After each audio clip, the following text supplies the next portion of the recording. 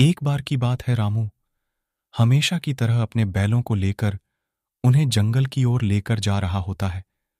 तभी रास्ते में उसे रघु मिलता और उससे बोलता। क्या बात है रामू, सुबह सुबह अपने वेलों को लेकर उन्हें चारा खिलाने जंगल की ओर चल दिए।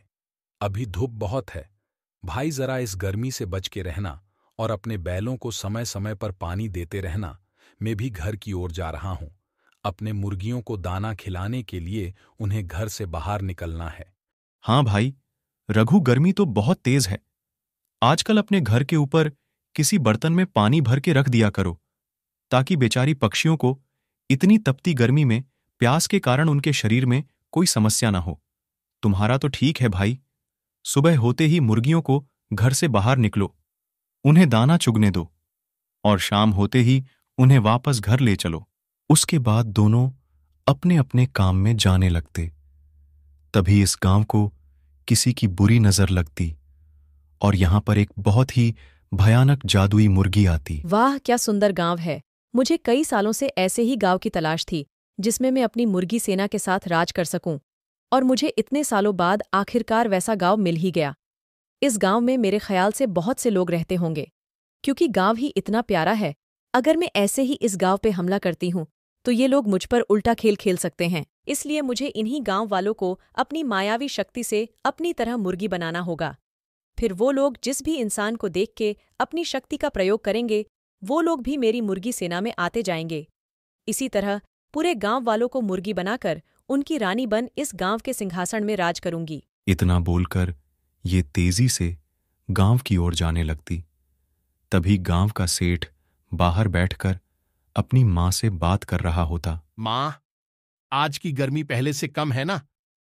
नहीं तो कुछ दिन पहले ऐसे लग रहे थे मानो घर से बाहर निकलते ही हमारे शरीर को कोई गरम तवे पे भून रहा हो। रात को जो जोरदार बारिश हुई, उसके बाद से पूरे मौसम पहले से काफी ठंडा है। हाँ बेटा, और ये सब का कारण है इस पृथ्वी पर वृक्षों का लगातार कम होना। हम आज से ही रोज कम से कम 10 वृक्ष लगाएंगे और हर रोज उनकी देखभाल करेंगे, ताकि आने वाले समय में वो हमारी देखभाल करे और पूरे वातावरण को खुशनुमा बनाए रखे। वृक्ष तो तुम तब लगाओगी ना, बूढ़ी अम्मा, जब मेरे हमले से बचोगी। तुम माँ बेटों को मैं अभी पल भर में मुर्गी बनाकर अपनी सेना में शामिल कर लूंगी।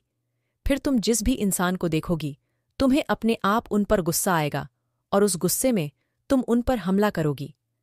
उसके बाद वो लोग भी मुर्गी बनकर धीरे धीरे पूरे गांव के लोगों को मेरी सेना में शामिल कर देंगे। उसके बाद इस आने वाली अमावस्या की रात को इस गांव के राजा की बलि देकर तुम लोगों को अपने नियंत्रण में कर लूंगी। उसके बाद ये पूरे गांव की रानी में बनूंगी। इतना बोलते ही ये मुर्गी इन दोनों पर अपनी शक्तियों से हमला कर देती, जिसके तुरंत बाद ही दोनों मुर्गी बन जाते और एक दूसरे को इस रूप में देखकर चौंक जाते। मां, ये अचानक आपको क्या हो गया? आप मुर्गी कैसे बन गई? और मुझे इतना अजीब से फील क्यों रहा है?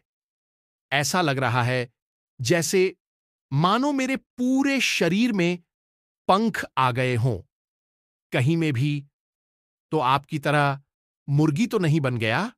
हाँ बेटा, तुम भी मुर्गी बन चुके हो, लेकिन अचानक ये सब हमारे साथ कैसे हो गया? कहीं हम कोई बुरा सपना तो नहीं देख रहे? हमें जल्दी ही इसके बारे में महाराज से बात करनी होगी। वही हमें इस मुसीबत से बाहर निकाल सकते हैं। मेरे ख्याल से इस गांव में जरूर कोई बुरी शक्ति अपने बुरे इरादों के साथ आई है और उसका पहला शिकार हम लोग ही है। हमें जल्द ही पूरे गांव वालों को सावधान करना होगा।